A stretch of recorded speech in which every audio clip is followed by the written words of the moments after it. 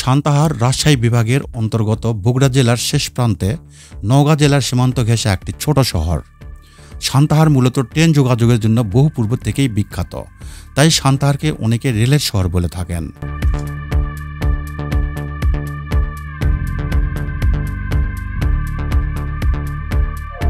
বন্ধুরা, দাঁড়িয়ে আছি উত্তরবঙ্গের সবচেয়ে বড় রেলওয়ার্ড, যা বগুড়া জেলার সবচেয়ে বড়, অন্যতম ও ব্যস্ততম জংশন, রেলের শহর সান্তাহার। আজকে এই ব্লগে সান্তাহার জংশনের কিছু তথ্যচিত্র তুলে ধরব, সঙ্গে থাকুন।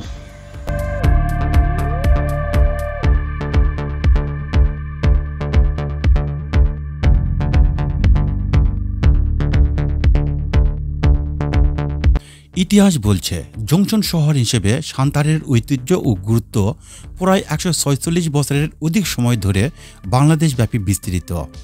1800 খ্রিস্টাব্দের শেষ ভাগে ভারত উপমহাদেশে যে সামান্য কয়েকটি শহর দ্রুত আধুনিক হয়ে ওঠে, সান্তাহার ছিল তার মধ্যে অন্যতম। ইস্ট ইন্ডিয়া কোম্পানির গভর্নর লর্ড ডালহৌসি আসার পর থেকে এই অঞ্চলের রেল সম্প্রসারণের কাজ শুরু হয়। 1850-এর দিকে প্রথম খুলনা এলাকায় কাজ শুরু করলেও মাটির কারণে তা বারবার ব্যর্থ হয়। পরবর্তীতে নাটোরের রানী ভবানীর প্রচেষ্টায় 1878 সালে নাটোর থেকে পার্বতীপুর রেল লাইন বসানোর কাজ সম্পন্ন হয়। অভিজ্ঞ ব্রিটিশরা তখন যোগাযোগের অন্যতম মাধ্যম নদীপথে সংযোগ শহর সুলতানপুরকেই বেছে নেয়। অবশেষে যমুনা ও রক্তদহের তীরে এই শহরে তারা স্টেশন স্থাপনের সিদ্ধান্ত গ্রহণ করে। একটু আগে আমি যে রানী ভবানীর কথা বললাম, আসলে রানী ভবানী মহারানী ভবানী। রানী ভবানীর বাবার নাম আত্মারাম চৌধুরী।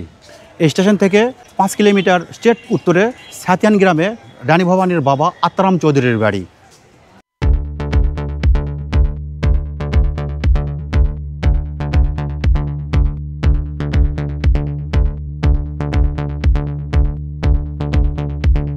(1830 খ্রিস্টাব্দের শেষ ভাগে ভারতীয় উপমহাদেশে যে সামান্য কয়েকটি শহর দ্রুত আধুনিক হয়ে ওঠে, সান্তাহার তার মধ্যে ছিল অন্যতম।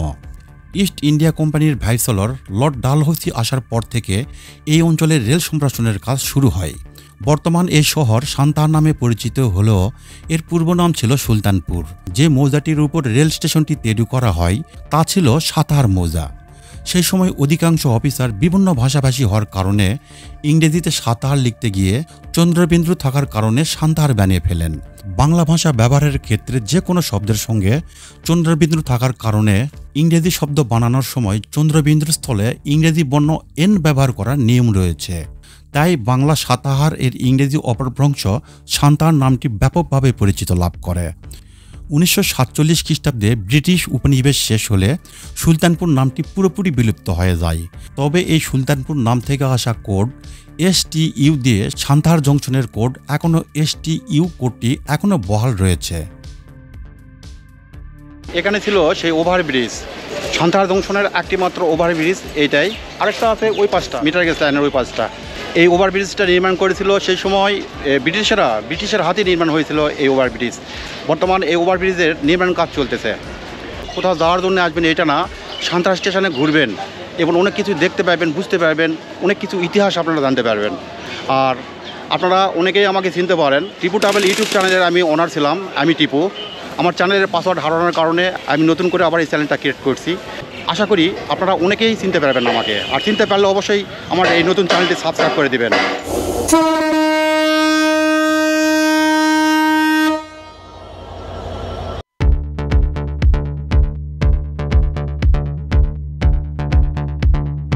পাঁচটি প্ল্যাটফর্ম সমৃদ্ধ এই জংশনে প্রায় সময়ই ট্রেনের গমগম সাউন্ড পাওয়া যায়।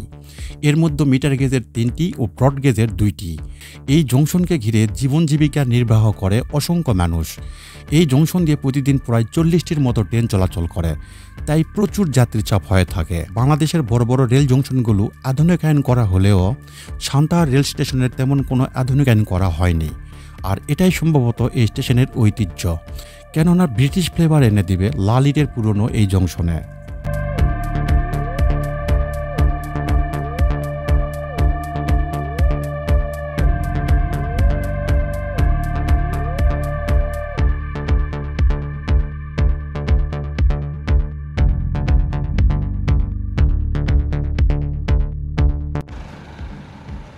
সান্তাহার সরকারি কলেজ বগুড়া, স্থাপিত 1967 সাল।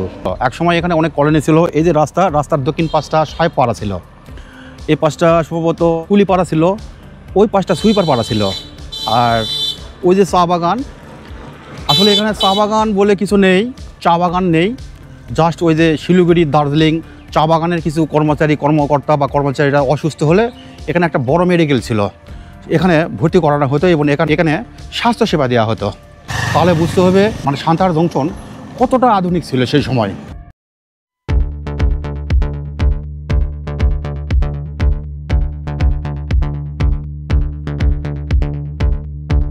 1878 সাল থেকে কলিকাতা থেকে শিলিগুড়ি রেলপথে যাওয়ার জন্য 2 ধাপে রেল ভ্রমণ করতে হতো। প্রথম ধাপে পূর্ববঙ্গের রাজ্য রেলপথ ধরে কলিকাতা স্টেশন থেকে যাত্রা শুরু করে পদ্মা নদীর দক্ষিণ তীরের দামোদর ঘাট পর্যন্ত 185 কিলোমিটার রেল ভ্রমণ করতে হতো। তারপর ফেরিতে করে নদী পার হয়ে ভ্রমণযাত্রার দ্বিতীয় ধাপ শুরু হতো। দ্বিতীয় ধাপে উত্তরবঙ্গের রেলপথ ধরে পদ্মার উত্তর তীরের সারাঘাট থেকে শিলিগুড়ি পর্যন্ত 336 কিলোমিটার রেল ভ্রমণ করতে হতো।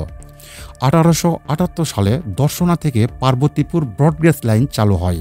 সেই সময়কালে সান্তাহার রেলওয়ে স্টেশন হিসেবে চালু হয়। পরবর্তীতে যমুনার পশ্চিম তীরের সান্তাহার থেকে ফুলছড়ি পর্যন্ত একটি মিটার গেজ রেলপথ তৈরি করে। 1901 সালে বোনারপাড়া থেকে সান্তাহার মিটার গেজ লাইন চালু হলে সান্তাহার জংশনে পরিণত হয়।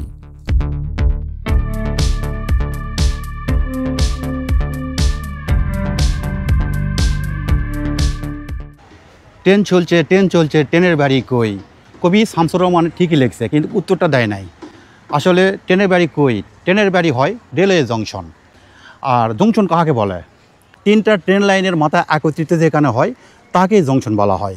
আর এই যে মিটার গেজ লাইনটা আপনারা দেখতে পাইতেছেন, এখান থেকে বগুড়া হয়ে লালমনিরহাট হয়ে পাটগ্রাম হয়ে বুড়িমারি চলে গেছে এই লাইনটার কারণেই এই সান্তাহার স্টেশনটা জংশনে রূপান্তরিত হয়।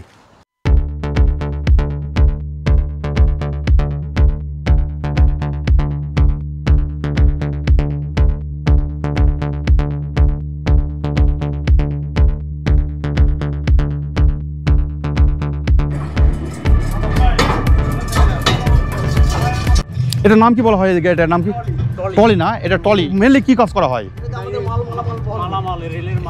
ভিউয়ার্স, এটা হচ্ছে টলি। এখানে যে রেলের মালামাল বহন করা হয়। হ্যাঁ, ঠেলে নিয়ে আসে, তাই না? না, আমার কিন্তু ভালোই লাগতেছে, ঠিক আছে, আমার কিন্তু দারুণ লাগতেছে এখানে উঠে। এই যে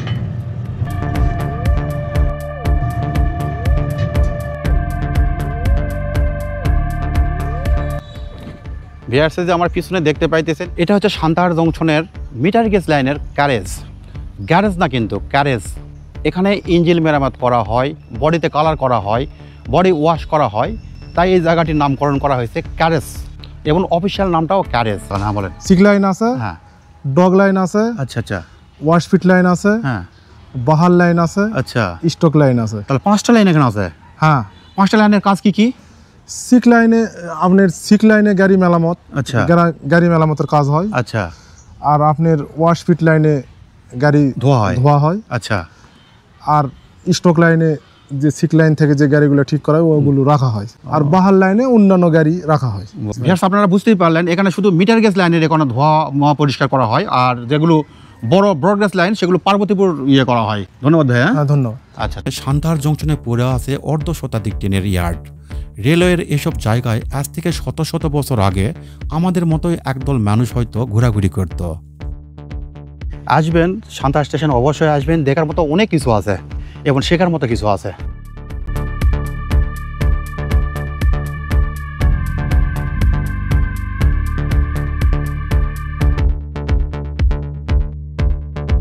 এই সেই শহীদ মিনার, যা নির্মাণ করা হয় 2015 সালে।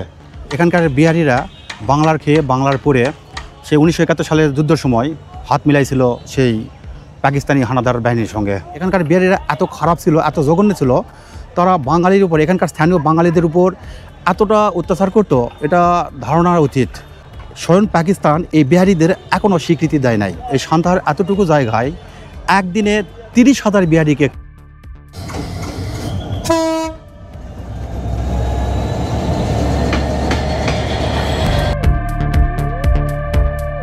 আসলে বিহার সান্তাহার অনেক কিছুর জন্য বিখ্যাত হলেও সান্তাহার আরেকটা জিনিস পাওয়া যায়। এই যে আমার পিছনে যে মার্কেটটা দেখতে পাইতেছেন, এই শহীদ মিনারের পিছন দিকে এই মার্কেটে সেকেন্ড হ্যান্ড জিনিস পাওয়া যায়। সর্বোচ্চ যেটা বেশি পাওয়া যায় সেটা হলো শীতের কাপড়। শীতের কাপড়ের জন্য বিখ্যাত আমার পিছনের যে মার্কেট, হকার্স মার্কেট বলা হয়, সান্তাহার হকার্স মার্কেট, ওই যে আপনার শহীদ মিনারের পিছন দিকে। এই জায়গাটা আপনারা খোঁজ নেবেন, দেখবেন অনেক কম দামে অনেক উন্নত মানের শীতের পোশাক পাইবেন। এই কারণে এই সান্তাহারের এই হকার্স মার্কেটটা খুবই বিখ্যাত।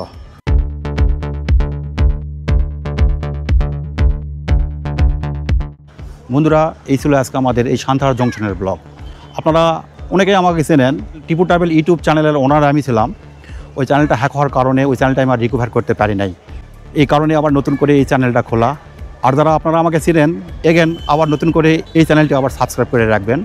আর যারা নতুন অবশ্যই চ্যানেলটি সাবস্ক্রাইব করবেন।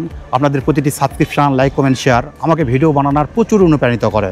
বন্ধুরা, এই ছিল আজকে আমাদের এই বগুড়া জেলার সান্তাহার জংশনের ব্লগ। আপনারা ভালো থাকবেন, সুস্থ থাকবেন। আবার দেখাবে নেক্সট নতুন কোনো ব্লগে, নতুন কোনো জায়গায়। আল্লাহ হাফেজ।